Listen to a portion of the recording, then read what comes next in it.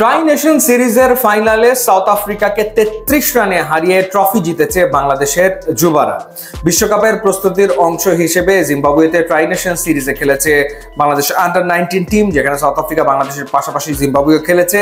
এবং সবচেয়ে ইম্পর্টেন্ট ব্যাপার হচ্ছে সাউথ আফ্রিকার বিপক্ষে এই সিরিজে বাংলাদেশ সব মিলিয়ে মুখোমুখি হয়েছে 4টা ম্যাচে। 4টা ম্যাচের ভেতরে 3টাতেই বাংলাদেশ দল সাউথ আফ্রিকাকে হারিয়েছে। ফাইনাল ম্যাচটাতে প্রথমে ব্যাট করে বাংলাদেশ করে 269, 5 উইকেট হারিয়ে। এর আগে সাউথ আফ্রিকার বিপক্ষে বাংলাদেশ আন্ডার-19 টিম যে দুটো ম্যাচ জিতেছিল, দুটোই ছিল লো স্কোরিং ম্যাচ। এবং লো স্কোরিং শুধু ম্যাচ না, লো স্কোরিং থ্রিলার ছিল, মানে লো স্কোরিং থ্রিলার বাংলাদেশ জিতেছিল। সো ফাইনালে আবার বাংলাদেশ 269 করে 5 উইকেট হারিয়ে এবং সাউথ আফ্রিকা আন্ডার-19 টিমকে বাংলাদেশ অল আউট করেছে 236 রানে। যদি ব্যাটিং এর কথা বলি, সেই ক্ষেত্রে অবশ্যই রিজান হোসেনের কথা আলাদা করে বলতে হয়। 96 বলে 95 রানের ইনিংস, 10টা 4 হাঁকিয়েছেন তিনি। এবং একই সাথে কালাম সিদ্দিকী 76 বলে 65 রানের চমৎকার একটা ইনিংস খেলেছেন। বাংলাদেশে কিন্তু 3টা উইকেট পড়ে গিয়েছিল 65 রানের ভেতরে। এবং জাওয়াদ আবরার তিনি 21 রান করেছেন, রিফাত বেগ 16 করেছেন, আজিজুল হাকিম ক্যাপ্টেন 7 রান করেছেন।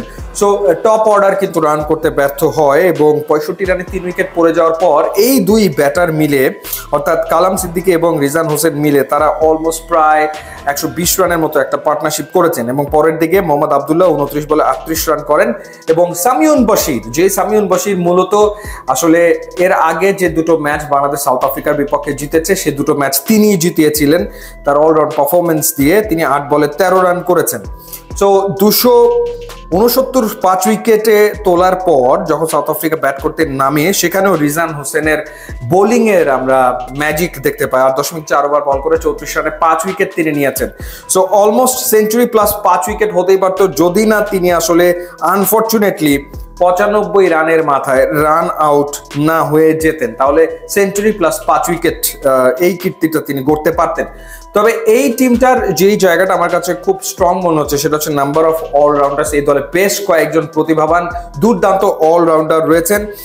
যেমন যদি বলি যে রিজান হোসেন তিনি একজন অলরাউন্ডার, সেটা তো তিনি ফাইনালে দেখালেন। বোলিংয়ে 5 উইকেট নিয়েছেন, ব্যাটিংয়ে অলমোস্ট সেঞ্চুরি। এছাড়া সামিউন বশির তিনিও একজন ভালো অলরাউন্ডার এই টিমের। এছাড়া আজিজুল হাকিম তিনিও কিন্তু অলরাউন্ডার।